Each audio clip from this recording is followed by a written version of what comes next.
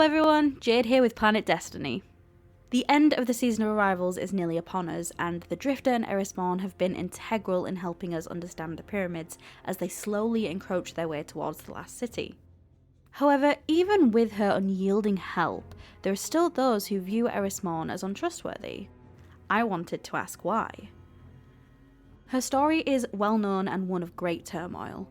When she descended into the Hellmouth with her fire team in a vengeance-fueled attempt to slay the Hive God Crota, she was a guardian. Some would say that she emerged as something else, something tainted by the darkness. It is true that Eris had to understand the deep in order to survive the Hellmouth. She was the only surviving member of that fire team, and with her ghost destroyed and her friends dead, her only chance was to see through her enemy's eyes. The consequence was her corruption. However, it has made her an invaluable aid in the fight against the Hive, and also the darkness itself. So this is the reason why some are wary of her innate connection to the darkness. Guardians have been corrupted by its force before, Dredgen Yor and his infamous Thorn, for example. And though he wasn't corrupted, Tolan the Shattered's selfish exploit of Eris' fire team ultimately led to their deaths, and yet it was his journals that aided Eris through the tunnels of the Hellmouth. Both Toland and Yor were exiles and murderers. Surely for Eris it should only be a matter of time, as Yor's corruption was also patient. Or is it possible that there's something she's hiding, like Toland, who tricked the grieving Ariana III into taking him to the Hellmouth on their mission? However, the season of arrivals has given us the perfect opportunity to examine Eris' thoughts on the darkness, to understand if she is truly to be trusted. Within the Cradle and Io there is a tree of silver, and it is here that the first pyramid to enter the system placed itself. Through the Cradle, the pyramid sends us messages, and though the Witch Queen Savathun does her best to try and thwart these messages, with the Drifter's help, Eris is able to translate them to us. Eris' understanding of the deep makes her the perfect exegete through which these messages may be understood. She does her best to translate the logographic language, oftentimes delivering a simple translation to us after we've managed to disrupt Savathun's forces trying to interfere. However, the aptly named Singular Exegete lorebook gives us a closer understanding of Eris' personal interpretations of these messages, and furthermore what she thinks of the darkness. Each page of this lorebook is, in most cases, split into two sections.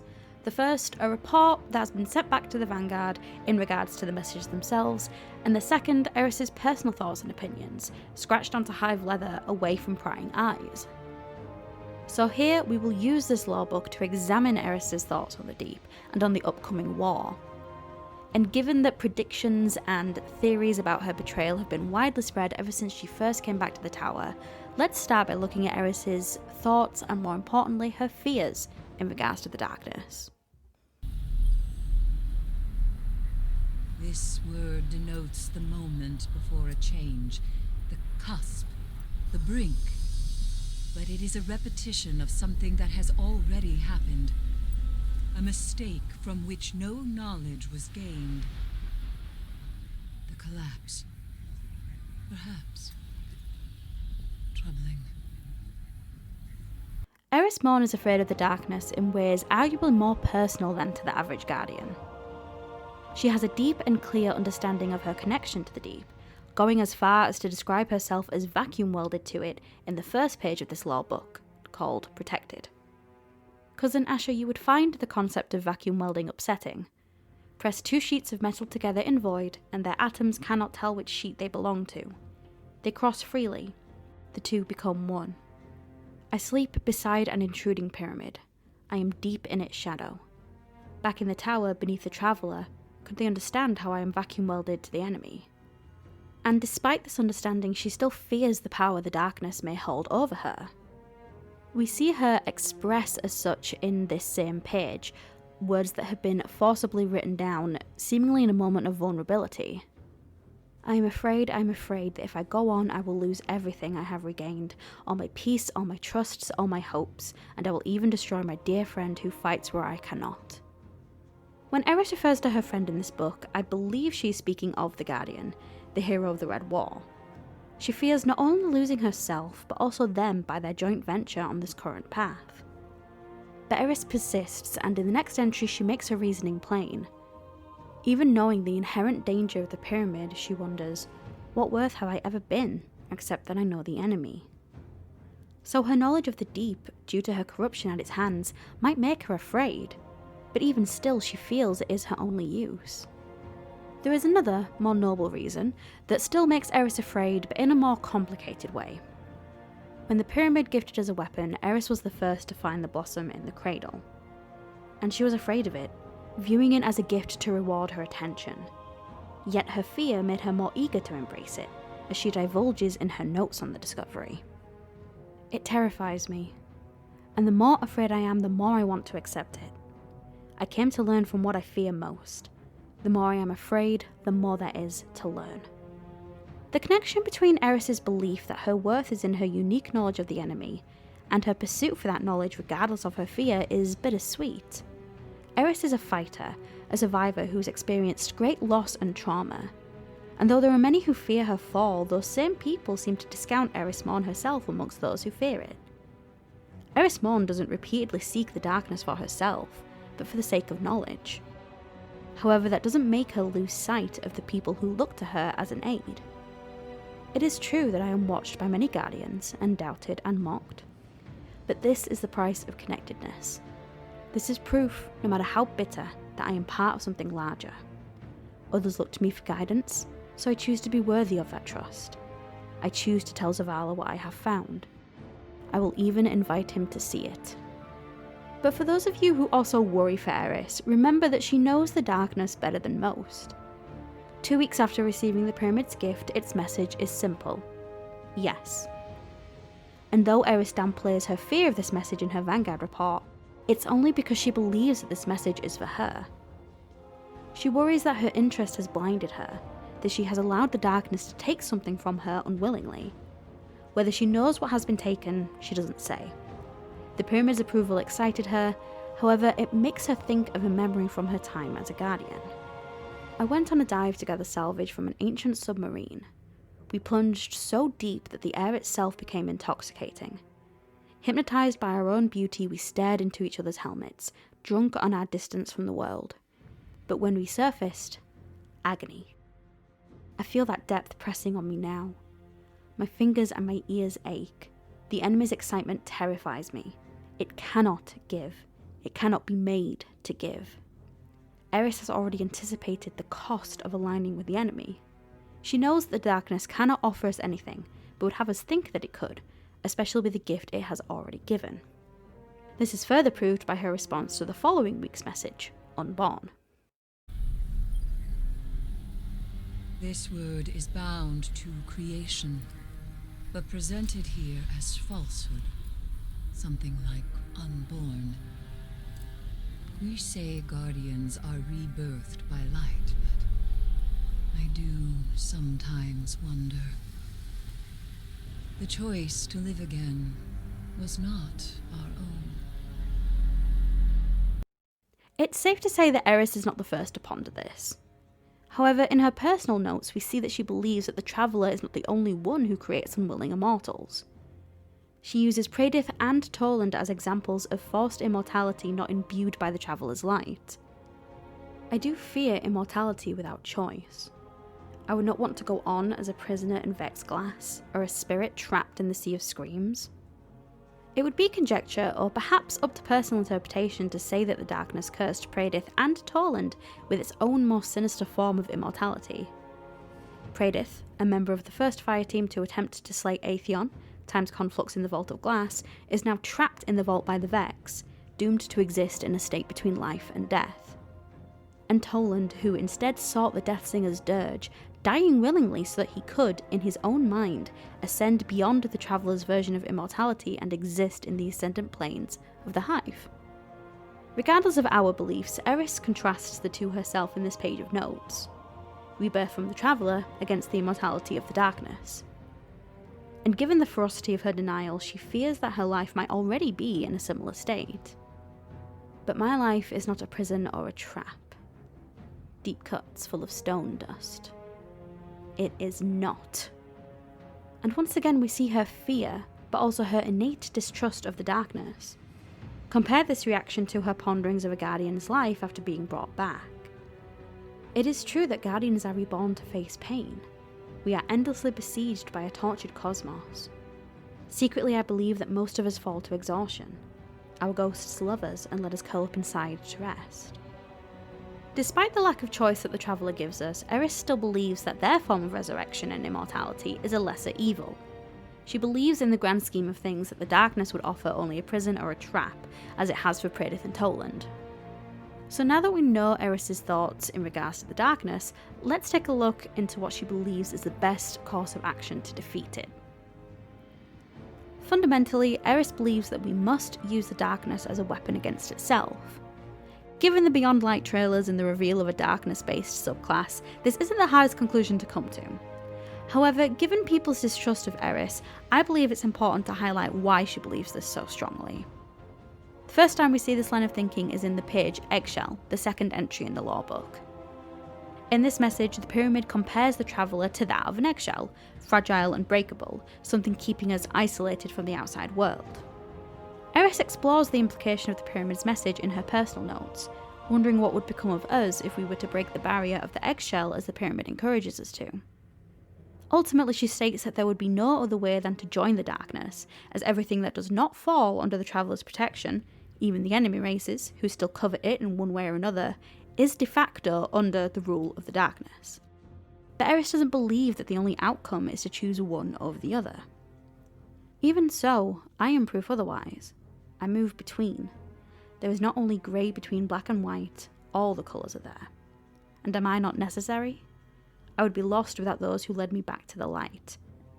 But if I had not been there to guide them down into darkness, they would all be dead. Who would we become if we were all like Eris Morn? In the following entry, Eris thinks that the message white is a flag of truce on the darkness's part. She believes that our foe doesn't wish to harm us, only the Traveller, and this is a statement echoed in the Unveiling lore book from Shadowkeep. It's an almost similar circumstance. Upon finding a transmission device within the pyramid hidden on the moon, it started relaying to Eris and also the Guardian messages that could be assumed to be from the darkness, telling the story of the Gardener, the Traveller, and the Winnower, the darkness itself. Here is what the Winnower says to us in the Unveiling book. You are the Gardener's final argument. It would mean everything if I could convince you that I am the right and only way. I truly value you. To the Gardener, you are a means to an end. To me, you are majestic. Majestic. You are full of the only thing worth anything at all. Which corresponds to Eris's thoughts when pondering its message in the cradle. I do not believe the darkness has returned to destroy the Traveller. Surely it could have done that while the Traveller was maimed and stranded. Why wait for a sign that the light had returned to its strength? Perhaps the darkness has returned for us. Guardians are the Traveller's final memorial. We are its selfless legacy and last argument. And as much as the Winnower might want Eris to keep her mind on the conundrum of joining its side in order to avoid ruin, she stands true to what she believes. This is an opportunity. We must do as we did before. Encounter the enemy's power, learn what we can, and report back. And if we return with nothing but beautiful and violent words, then we will study them as scripture, and find some way to turn the enemy's power to our use, just as it wishes to turn us to its purpose. It's worth pointing out here that not only does Eris double down on using the Winnower's power against itself, she jumps to action. She seeks to use this moment to create an advantage for the Guardians. There are many moments of Eris denouncing the Winnower's call to its side, and instead positing how or why we must use it as a weapon in order to defeat it. Perhaps the most emblematic is the 6th page of the Singular Exegete, Contrast. This message means contrast in the naturalistic sense, but also implies a judgment. Humanity assigns moral meaning to change, interpreting it as for better or for worse. Do we think of winter as evil because summer flowers must wither and die? We do not. And the darkness asks us why. In her Vanguard report, Eris is dismissive of what the pyramid has to say, surmising that it is trying to present itself as nothing more than part of a cycle, enacting its nature. How can we hate it for that? she asks dryly. In her personal notes, such a question brings to mind a moral quandary that Eris has seen in the Guardians, and a narrative hook that has been presented to us since Forsaken. There are jaded Guardians, strangers to true loss, who claim that the Traveller has ulterior motives and the darkness is a natural force. They worship grey. For them, the line between right and wrong is fine as silk and just as easy to cut.